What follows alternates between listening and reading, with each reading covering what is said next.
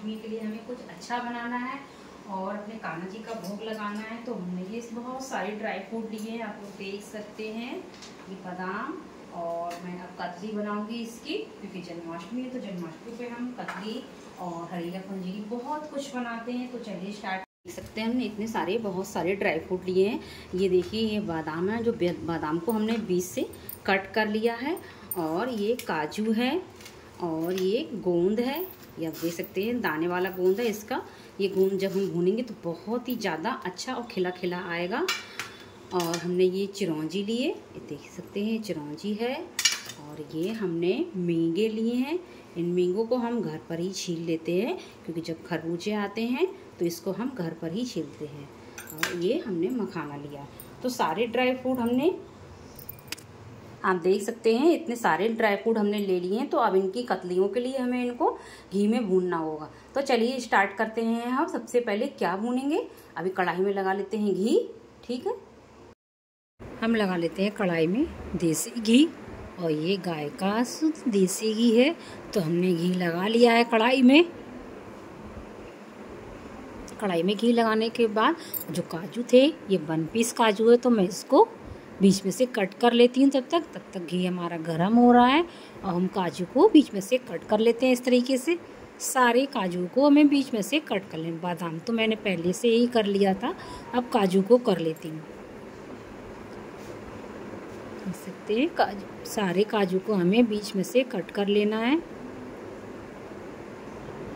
क्योंकि जन्माष्टमी आती है तो त्योहार चालू हो जाते हैं। कुछ ना कुछ आज जन्माष्टमी है, कल कुछ ना कुछ बनता ही रहेगा और कुछ ना कुछ होता ही रहेगा। सारे ड्राई फ्रूट कट के तैयार हो गए हैं, और कढ़ाई का घी भी गर्म हो चुका है। तो सबसे पहले अब हम भून लेते हैं काजू। सबसे पहले हम काजू भूनेंगे, ज़्यादा तेज़ आंच पर नहीं भूनना है, क्योंकि बहुत जल्दी ये लाल पड़ जाते हैं। तो हल्के हल्के हमें काजू को भूनना है। ये देखिए,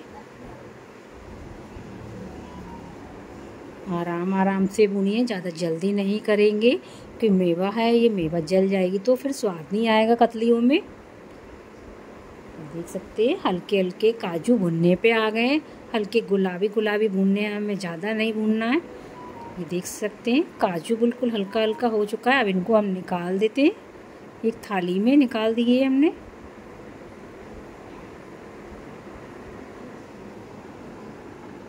इसको एक थाली में निकाल देते हैं, साइड से निकाल दिए हैं। तो अब हम इसमें डाल देंगे बादाम।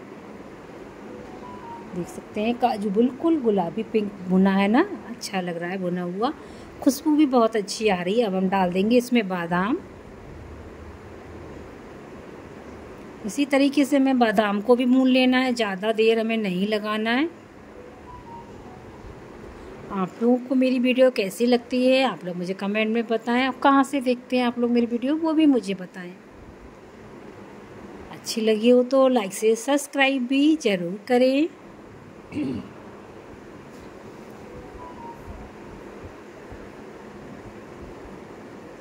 बादाम भी भून चुके हैं, बादाम को हमने निकाल दिया एक थाली में।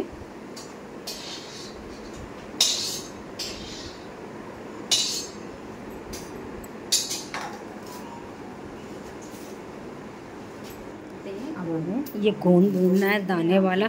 हमेशा आप लोग भी दाने ही वाला गोंद लिया करें, ये गोंद बहुत अच्छा होता है। भूनने के बाद आप देख सकते हैं खिल जा रहा है एकदम। अभी आपको दिखाऊंगी थोड़ा सा थाली में निकालने के बाद, बिल्कुल एकदम हाथ से हम इसको करके देखेंगे तो बिल्कुल मैश हो जाएगा। गोंद भून चुका है, तो इसको हम एक थाली में निकाल देंगे। तो इसको अभी हम देखिए, गोंद को मैंने निकाल दिया, तो जो हल्का ठंडा हो गया है, आप देखिए कितना एकदम फैंस गया है हाथ में। तो इसलिए यही गोंद अच्छा होता है हमेशा। इसी तरीके से हमें सारा गोंद को भून लेना, बस थोड़ा थोड़ा करके ही डालें, हमें ज़्यादा नहीं डालना है।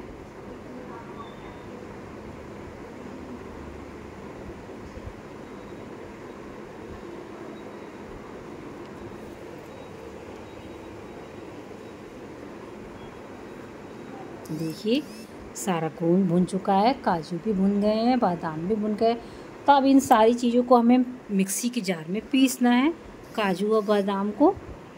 और अभी ये मींगे हैं, उनको भी भूनना है। हम भून लेते हैं मींगों को। हल्का सा घी लगा के भूनेंगे। जो कढ़ाई हमें भूनने से थोड़ी सी काली सी हो गई थी, तो हमें इसके नैपकिन की सहायता से हमने कढ़ाई को पोंछ दिया है। हल्का सा जरा सा घी लगाने के बाद हम मींगों को डाल देंगे, क्योंकि मींगे ऊपर के लिए चटकती हैं। घी गर्म हो चुका है, तो हम डाल देंगे मींगे इसमें। इसको हल्के हल्के चलाएंगे, क्योंकि मींग जो है ऊपर के लिए बाहर के लिए पटकती सी है। तो हम थाली ढक देंगे उसके लिए। ये देखिए, थाली ढक ढक के हम भून लेंगे, जिससे ज़्यादा बाहर के लिए मींग नहीं जाएगी। और बस इसी तरीके से हम भून लेते हैं। अब नहीं पटकेगी, क्योंकि थोड़ी सी देर हो गई, इसलिए अब नहीं पटकेगी। बहुत ही टेस्टी कतली बनने वाली है, मावा पाक कतली, जो बहुत ही ज़्यादा सबको पसंद होती है। क्योंकि त्योहार आता है तो कुछ न कुछ हम लोगों को बनता है, तो उसके बहाने, भगवान जी के बहाने हम लोग खाते हैं। पहले भगवान जी को भोग लगाते हैं, फिर हम लोग खाते हैं। जरा सा घी हमने और डाल दिया है, तो इसमें हम भून लेंगे चिरौंजी। इसी तरीके से चिरौंजी को भून लेना है।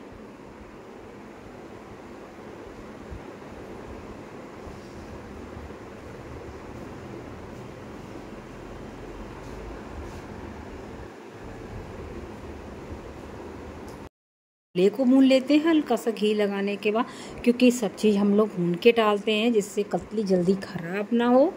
तो मैं सारी चीज़ों को भून के डालती हूँ, तो जल्दी गोला तो बहुत जल्दी ख़राब होता है, चिरौंजी भी जल्दी ख़राब कर देती, इसीलिए मैं भून के ही डालती हूँ। भूनने से जो है कतली जल्दी ख़राब नहीं होगी।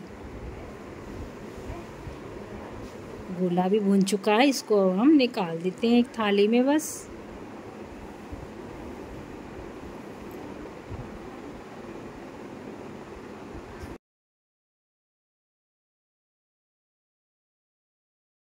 गोला जब भून चुका है, तो हमने इसको निकाल दिया। अब हम लगा देते हैं थोड़ा सा घी इसमें, और हम जो मखाने रह गए थे, मखानों को भून लेते हैं।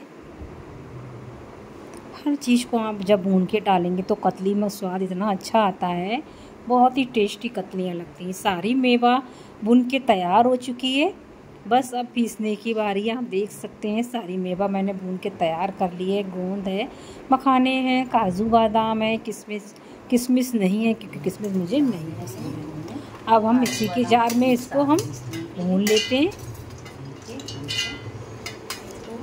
मिक्सी के जार में इसको हम पीस लेते हैं। सारी चीज़ों को हमें मिक्सी के जार में डाल के फटाफट जल्दी से पीस लेना है, क्योंकि जन्माष्टमी पे बहुत सारी ढेरों सारी तैयारियां करनी पड़ती हैं। तो सबसे पहले मैंने सोचा मैं पहले कतली बना देती हूँ। इसी तरीके को बना लिया है मैंने। उधर काजू बादाम और इधर मैंने मखाने को भी पीस लिया। बहुत ज़्यादा लेट हो रहा था, क्योंकि आज तबीयत भी कुछ सही नहीं थी, तो मैंने बस जल्दी से दवाई खा के काम करा, क्योंकि जन्माष्टमी थी, तो मुझे जन्माष्टमी पे मंदिर भी सजाना था और कतली भी बनानी थी। ये देख सकते हैं। अब हम थाली में सारी चीज़ों को डाल देते हैं। मैंने ड्राई फ्रूट डाले थे, जो मैंने मींग को भून के रखा था वो डाल दिया, ये चिरौंजी और गोला कस करा हुआ। हमारी मावा सारी तैयार हो गई है कतली बनने के लिए। तो बस जब मावा तैयार हो गई है, तो हमें सबसे पहले पाक बनाना है, क्योंकि हमें कतली बनानी है तो पाक बनाना है। और जी गोंद है, गोंद को इस तरीके से हाथों की सहायता से हम थोड़ा सा मैश कर लेते हैं, इस तरीके से, क्योंकि गोंद तो बहुत ही ज़्यादा अच्छा है। पर गोंद को हम मिक्सी के जार में नहीं पीसेंगे, क्योंकि जब कतली खाएंगे तो ये मुंह में आता है, तो बहुत ही ज़्यादा कतली और टेस्टी लगती है। इस तरीके से हमने सारे गोंद को मैश कर लिया है हाथों की सहायता से, क्योंकि ये चम्मच से भी नहीं होता, ये हाथ से ही होगा। ये देख सकते हैं। आप लोग इसी तरीके से कतली बनाएं तो बहुत ही ज़्यादा टेस्टी बनेगी। आप लोग ज़रूर ट्राई करें इस तरीके से।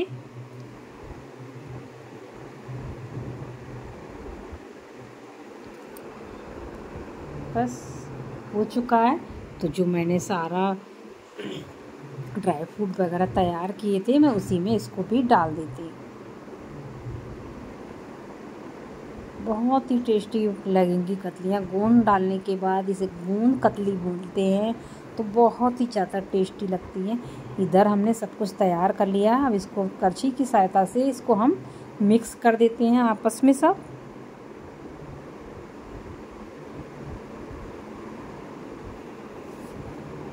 इसको हमने मिक्स कर दिया है। तो चलिए अब हम बना लेते हैं पाग।